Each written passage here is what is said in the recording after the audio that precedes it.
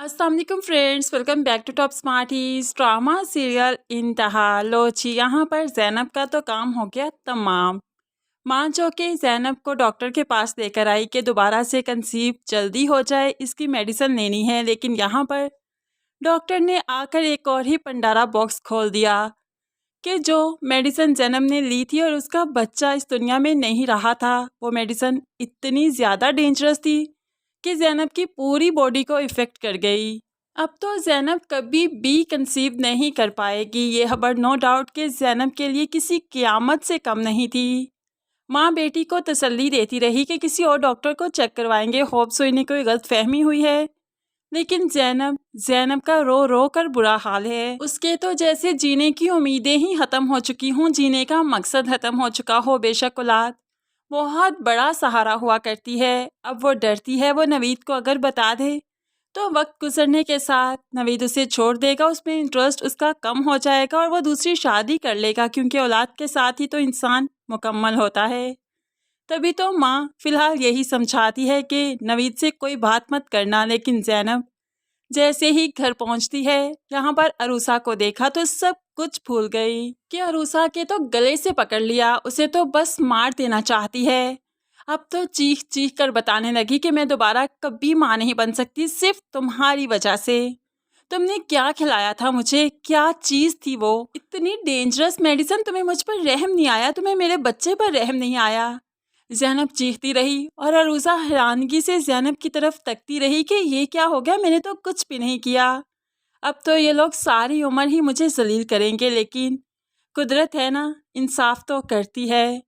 कुदरत भला किसी के साथ इतनी ज़्यादतियाँ कैसे होने देगी। फ़िलहाल तो ज़ैनब काफ़ी पीछे पड़ चुकी है अरूसा के। अरूसा जैसे ही उम्मीद से होगी, वो भी अरूसा को सीढ़ियों से जानबूझकर धक्का देते हुए उसके बेबी को ज़ाया कर देगी।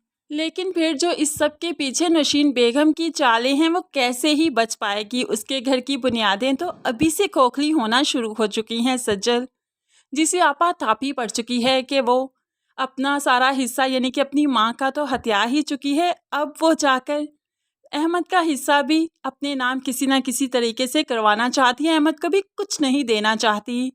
तो ऐसे में नशीन बेगम क्या जाने कि उसके घर की दीवारें ना सिर्फ खोखली हो चुकी हैं, एक दिन टूटकर नीचे ही गिर जाएंगी और वो देखती ही रह जाएगी, क्योंकि बुरे लोगों को भी सामने बुरे ही मिला करते हैं। अब यहाँ पर सज्जल को लगता है वो उमैर को यूज़ कर रही है, लेकिन हमें लगता है उमैर सज्जल को यूज़ कर रहा है। तभी तो सज्जल को काफ़ी मुश्किल फेस करना पड़ेगी आगे चलकर। अस्मा बेगम और अनम बहुत परेशान हैं कि असद और नवीद किस तरफ चल पड़े हैं। दोनों एक दूसरे को देखना पसंद नहीं करते, लेकिन ये सब कुछ भी तो नशीन बेगम की वजह से हो रहा है। नशीन बेगम ही अरूसा और असद को इतना करीब लाई थी कि बात शादी तक पहुंच गई और फिर दोनों भाई जुदा हो गए।